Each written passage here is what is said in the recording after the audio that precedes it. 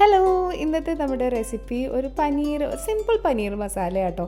ഇത് ചെയ്തെടുക്കാൻ വേണ്ടിയിട്ട് ഞാനൊരു 1.5 കപ്പോളം പനീർ എടുത്ത് വെച്ചിട്ടുണ്ട്. അപ്പോൾ ഞാനിത് കടയിൽ നിന്ന് മേടിച്ചതാണ്. അതുകൊണ്ട് തന്നെ ഒരു 10 മിനിറ്റ് നമ്മൾ കുക്ക് ചെയ്യണതിന് ഒരു 10 മിനിറ്റ് മുന്നേ ഇതൊന്ന് ചെറിയ ചൂടുവെള്ളത്തിലിട്ട് വെച്ചിട്ട് 10 മിനിറ്റ് കഴിയുമ്പോൾ നന്നായിട്ട് ആ വെള്ളം കൂട്ടി കളഞ്ഞിട്ട് ഡ്രെയിൻ ചെയ്ത് വെക്കാം. അപ്പോൾ ഇനി ഇതിൻ്റെ മസാല ചെയ്തെടുക്കാൻ വേണ്ടിയിട്ട് ഞാനൊരു പാൻ വെച്ചിട്ടുണ്ട്. ഇനി അതിലേക്ക് ഒരു 1.5 ടേബിൾ സ്പൂണോളം വെളിച്ചെണ്ണ ഒഴിച്ചു കൊടുത്തിട്ടുണ്ട്. ഇനി വെളിച്ചെണ്ണയൊക്കെ ചൂടായിട്ട് വന്നിട്ടുണ്ട്. അപ്പോൾ ഇഞ്ചി, ഒരു ചെറിയ പീസ് ഇഞ്ചി ആട്ടോ, ഒരുപാട് വലുതൊന്നും അല്ല. അതുപോലെ തന്നെ കുറച്ച് വെളുത്തുള്ളി, വലിയ അല്ലിയാണെന്നുണ്ടെങ്കിൽ ഒരു 5 എണ്ണം മതിയാവും, ചെറുതായതുകൊണ്ട് കേട്ടോ ഇത്ര ഇട്ടത്. ഇനി ആ ഇഞ്ചിയും വെളുത്തുള്ളിയൊക്കെ നന്നായിട്ടൊന്ന് മൊരിഞ്ഞിട്ട് വരണം. എന്നിട്ടാണ് നമ്മൾ ഇതിലേക്ക് ഇനി സവാള ചേർത്ത് കൊടുക്കുന്നത്. അപ്പോൾ സവാള ഞാനിവിടെ ഒരു 3 എണ്ണം അരിഞ്ഞു വെച്ചിട്ടുണ്ട്. അപ്പോൾ 3 എണ്ണം ഒരു മീഡിയം സവാള കേട്ടോ. അരിയുമ്പോൾ നമ്മൾ ഇതുപോലെ ഒരുപാട് കട്ടിയൊന്നും കുറക്കണമെന്നൊന്നും ഇല്ല. അപ്പോൾ നിങ്ങൾ ആദ്യമായിട്ട് കാണുന്നവരാണെന്നുണ്ടെങ്കിൽ ചാനലൊന്ന് സബ്സ്ക്രൈബ് ചെയ്യുക. ചാനൽ സബ്സ്ക്രൈബ് ചെയ്തിട്ട് കൂടെയുള്ള ബെല്ലൈക്കണും കൂടി എനേബിൾ ചെയ്യുക കേട്ടോ.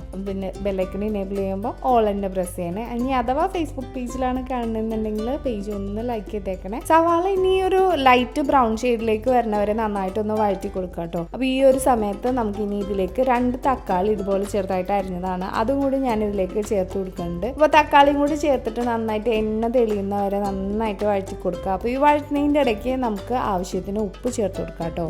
ഇപ്പോൾ തക്കാളി സവാളയൊക്കെ നന്നായിട്ട് വഴറ്റിട്ട് വന്നിട്ടുണ്ട്, എണ്ണയൊക്കെ തെളിഞ്ഞു. ഇനി ഗ്യാസ് ഓഫ് ചെയ്തിട്ട് നമുക്കിതൊന്ന് ചൂട് മാറാൻ വെക്കാം കേട്ടോ. ചൂട് മാറിക്കഴിഞ്ഞിട്ട് നമ്മൾ ഇതൊന്ന് അരച്ചെടുക്കാൻ പോവുകയാണേ. അപ്പോൾ അരച്ചെടുക്കുമ്പോൾ നല്ല ഫൈൻ പേസ്റ്റായിട്ട് ഇതുപോലെ കിട്ടും. ഇനി നമുക്ക് ഈ അരപ്പിനെ നേരത്തെ നമ്മൾ തയ്യാറാക്കിയ ആ പാനിലേക്ക് തന്നെ മാറ്റാം. ഇനി വെളിച്ചെണ്ണയൊന്നും ഒഴിച്ചു കൊടുക്കണ്ട, ഇതിന് ഡയറക്റ്റ് തന്നെ നമുക്ക് ഈ പാനിലേക്ക് മാറ്റാം കേട്ടോ. അപ്പോൾ ബാക്കിയുള്ള അരപ്പ് ഞാൻ കുറച്ച് വെള്ളവും കൂടി ചേർത്തിട്ട് ഒഴിച്ചു കൊടുക്കുകയാണ്. ഇനി ഈ അരപ്പിലെ വെള്ളമൊക്കെ പറ്റി നന്നായിട്ട് എണ്ണയൊക്കെ തെളിയണവരെ ഒന്ന് വഴറ്റി കൊടുക്കുക. അത് കഴിഞ്ഞിട്ടാണ് നമ്മൾ ഇതിലേക്ക് ആവശ്യമായിട്ടുള്ള പൊടികളൊക്കെ ചേർക്കുന്നത്.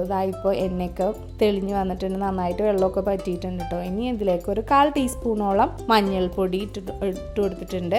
അതുപോലെ തന്നെ എരിവിന് ആവശ്യമായിട്ടുള്ള മുളക് പൊടി ഞാനിപ്പോൾ ഒരു 3/4 ടീസ്പൂൺ എടുത്തിട്ടുള്ളൂ. പക്ഷേ ഇത് പോരാന്ന് തോന്നിയപ്പോൾ ഒരു 1/4 ടീസ്പൂണോടെ ഞാനിതിലേക്ക് ചേർത്ത് കൊടുത്തിട്ടുണ്ട്. ഇനി നമുക്ക് കുറച്ച് മല്ലിപ്പൊടി ഇടാം. അപ്പോൾ മല്ലിപ്പൊടി ഏകദേശം 3/4 ടീസ്പൂണോളം മല്ലിപ്പൊടിയും കൂടി ചേർത്ത് കൊടുത്തിട്ട് നമ്മളിപ്പോൾ ഈ ചേർത്ത പൊടികളുടെയൊക്കെ ആ ഒരു റോ സ്മെല്ല് മാറുന്ന വരെ ഒന്ന് ഈ അരപ്പൊക്കെ ആയിട്ട് നന്നായിട്ട് മിക്സ് ചെയ്ത് കൊടുക്കാം. ഇനി ഇതിൽ പൊടിയൊക്കെ നന്നായിട്ട് മിക്സ് ചെയ്ത് കഴിയുമ്പോഴത്തേക്ക് നല്ല റെഡ് കളർ വരും. അപ്പോൾ നമ്മൾ മുളക് പൊടി ചേർക്കുമ്പോൾ കുറച്ച് കാശ്മീരി മുളക് പൊടിയൊക്കെ ചേർത്ത് കൊടുക്കുകയാണെന്നുണ്ടെങ്കിൽ ഇത്രയും കൂടെ നല്ല കളർ കിട്ടും കേട്ടോ.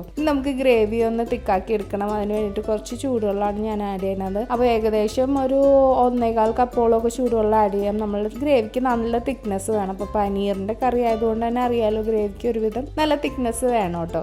അപ്പോൾ ഞാൻ ആദ്യം ഒഴിച്ചു കൊടുത്ത വെള്ളം കുറച്ച് പോരാൻ തോന്നി, അപ്പോൾ ഞാൻ കുറച്ചുകൂടെ ഒഴിച്ചു കൊടുക്കുകയാണ്. അപ്പോൾ ഞാൻ മൊത്തം ഒരു 1.25 കപ്പോളം വെള്ളം ഒഴിച്ചു കൊടുത്തിട്ടുണ്ട്. അപ്പോൾ നമ്മളുടെ ഗ്രേവിയൊക്കെ റെഡിയായി. അപ്പോൾ ഇത് തിളക്കാൻ തുടങ്ങിയപ്പോൾ ഞാൻ നേരത്തെ ഡ്രെയിൻ ചെയ്ത് വെച്ച ആ പനീറിൻ്റെ ക്യൂബ്സൊക്കെ ഇതിലേക്ക് ഇട്ട് കൊടുക്കാം കേട്ടോ. പനീർ ക്യൂബ്സൊക്കെ ഇട്ട് കഴിഞ്ഞിട്ട് നമുക്ക് ഇനി ഇത് ഒരു 5-6 മിനിറ്റ് ഒന്ന് മൂടി വെച്ചിട്ട് നന്നായിട്ടൊന്ന് കുക്ക് ചെയ്തെടുക്കാം. അപ്പോഴത്തേക്കും ആ പനീർ ക്യൂബ്സിലൊക്കെ ആ ഗ്രേവിയുടെ ഫ്ലേവറൊക്കെ നന്നായിട്ട് പിടിച്ചിട്ടുണ്ടാവും. അപ്പോൾ 5-6 മിനിറ്റ് കഴിഞ്ഞ് നമ്മൾ നോക്കുകയാണെന്നുണ്ടെങ്കിൽ ആ ഗ്രേവിയുടെ എണ്ണയൊക്കെ തെളിഞ്ഞ് നല്ല പെർഫെക്റ്റ് കറിയായിട്ട് കിട്ടിയിട്ടുണ്ട്. ഇനി നമുക്ക് ഇതിലേക്ക് ഒരു 1/4 ടീസ്പൂണോളം ഗരം മസാലയാണ് ഞാൻ ചേർത്ത് കൊടുക്കുന്നത്. ഇതിൻ്റെ ഒപ്പം കുറച്ച് കറിവേപ്പില കൂടെ ചേർക്കുന്നുണ്ട്. അപ്പോൾ കറിവേപ്പില നിർബന്ധമില്ല കേട്ടോ, പനീർ കറിക്ക് എപ്പോഴും നല്ലത് മല്ലിയിലയാണ്. അപ്പോൾ നിങ്ങളുടെ കയ്യിൽ മല്ലിയില ഉണ്ടെങ്കിൽ തീർച്ചയായിട്ടും മല്ലിയില ഇട്ട് കൊടുക്കുക. അതാണ് ആ കറിയുടെ കറക്റ്റ് ഫ്ലേവർ കിട്ടുള്ളൂ. എൻ്റെ കയ്യിൽ ഇതില്ലാതിരുന്നതുകൊണ്ടാണ് കേട്ടോ ഞാൻ കറിവേപ്പില കൊണ്ട് അഡ്ജസ്റ്റ് ചെയ്തത്. അപ്പോൾ എന്താണെങ്കിലും നിങ്ങൾക്ക് ഈ ഒരു റെസിപ്പി ഇഷ്ടമായിട്ടുണ്ടെന്ന് പ്രതീക്ഷിക്കുന്നു. അപ്പോൾ നമ്മളുടെ കയ്യിൽ എപ്പോഴും അവൈലബിൾ ആയിട്ടുള്ള സാധനങ്ങളൊക്കെ കൊണ്ടിട്ടാണ് നമ്മൾ ഈ കറി ഉണ്ടാക്കുന്നത്. അപ്പോൾ പനീർ മേടിക്കുമ്പോൾ തീർച്ചയായിട്ടും ഈ ഒരു റെസിപ്പി ട്രൈ ചെയ്ത് നോക്കണം കേട്ടോ. അപ്പോൾ നമുക്കിനി ഇതൊരു സെർവിങ് ബൗളിലേക്ക് മാറ്റാം.